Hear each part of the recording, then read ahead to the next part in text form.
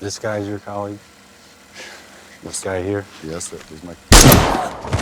Director Alex Garland Civil War starts by intricately revealing its chief subject, the President of the United States. We are told that this world, set in the future, has its focus on its leader because a fascist United States of America is now at war with several secessionist Western forces. Yet again, as is the case with most cultures set in war movies, the state apparatus is completely focused on means of destruction instead of production, something that we have noticed in great detail with Jonathan Glazer's Zone of Interest. But this same thematic idea is taken up ironically by this film, and I'm hoping that my analysis reaches this point as it examines both the characters and the camera that sees them. With the ridiculously meta setting of photographer Lee pointing her camera towards TV coverage of this president, we start getting clues about our journalist's ambitious desires to pierce through the political layers of discourse and reach the human within the politician. This marks the core theme of how the director wants to portray journalism itself, as a set of rituals followed by the protagonist in order to capture an unadulterated picture of the reality in front of the camera. Garland makes this evidently clear by the explanation he gives around the story's politics and why he so consciously wanted his world to be rid of any bias. He uses his futuristic story, but hints towards the good old days of old school reporting. This idea is understandably provocative for the kind of cynical climate of today's America, because of which I felt like it was worth an investigation during election season, where both sides claim that their democracy is in danger if the other side wins. So our main protagonist in the story is very clearly a flag bearer for such idealistic journalism. Once you start asking yourself those questions, you can't stop.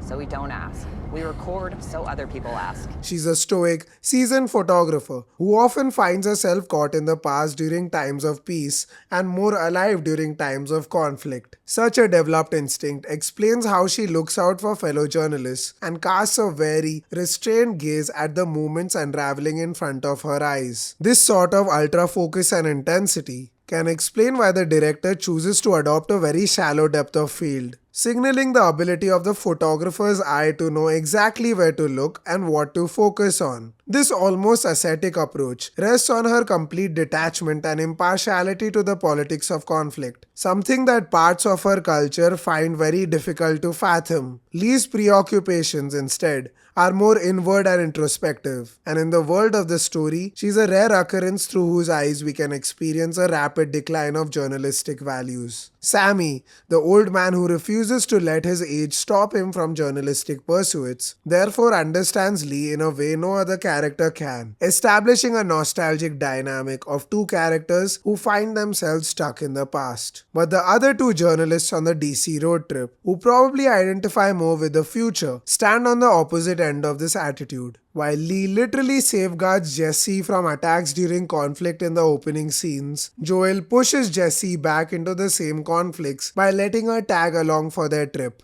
Jessie, in her own stead, repeatedly shoves herself into areas of danger with a brash carelessness, and her complete lack of understanding of who she is raises questions of whether she is even capable of understanding the horror of the reality she is capturing. This question of competence in the field is an important question to consider, since there is a stark contrast between how Lee uses the camera not just to shoot, but also as a tool to perceive danger, whereas Jessie simply keeps on clicking away photographs. Of course, the film is a little softer on Jessie than my own perception, because it factors in her age and hints towards the idea that she's a young brash version of Lee who needs more experience. But the ultimate fate of the characters only makes Jessie look more sociopathic. Lee's inability to save Jessie from herself after constantly trying to support her shows a frightening and empty complacence on Jessie's part that underlines the form of journalism prevalent in today's age. Journalism that is more egotistical, that focuses on the journalist's own activist identity, in place of a more concerned approach to record and meditate over events instead of getting in the way of them. Photography can be used to pursue truth, but it depends on whether it is your eye or your mind that's doing the watching. While the film is centered on the people behind the camera, it also sometimes tells us a lot about the subjects, the orchestrators of the war that is to be captured.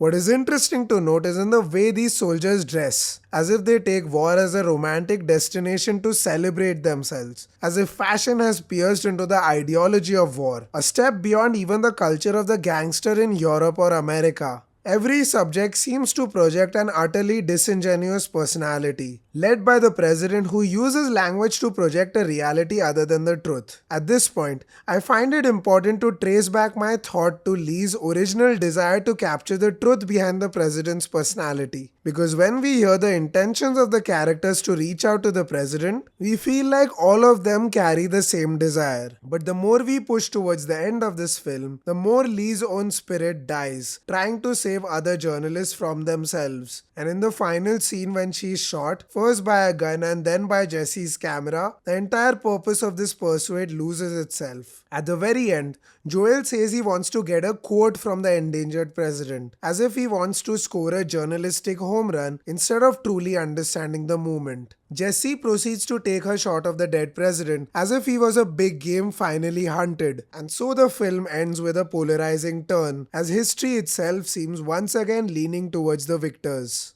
In this way, the film's world is often a distortion of form itself by individuals. The president initially distorts the constitution and reality to suit his narrative. Militants distort fashion to make it their own, betraying its innocent cause. And Jessie ultimately distorts war photography by her own fancies, instead of the truth behind events. In the face of such a distorted America, it is Sammy and Lee who give up their lives trying to save people from this turn. This seems to be at the heart of the tragedy of the film. So in response to the election season, I think it is important to consider, regardless of the side, that besides the content of the policy and promises that our candidates and journalists talk about, it is equally important to consider the form in which they speak, the eye with which they see events. So in this post-truth election season, which side do you think is distorting reality more? Is it the mainstream media and an establishment with its nefarious lies, empty rhetoric and censorship? Or is it the set of operatic performance politicians who prefer to bend the truth into their own version? The rules were that you guys weren't going to fact check, and since you're fact checking me,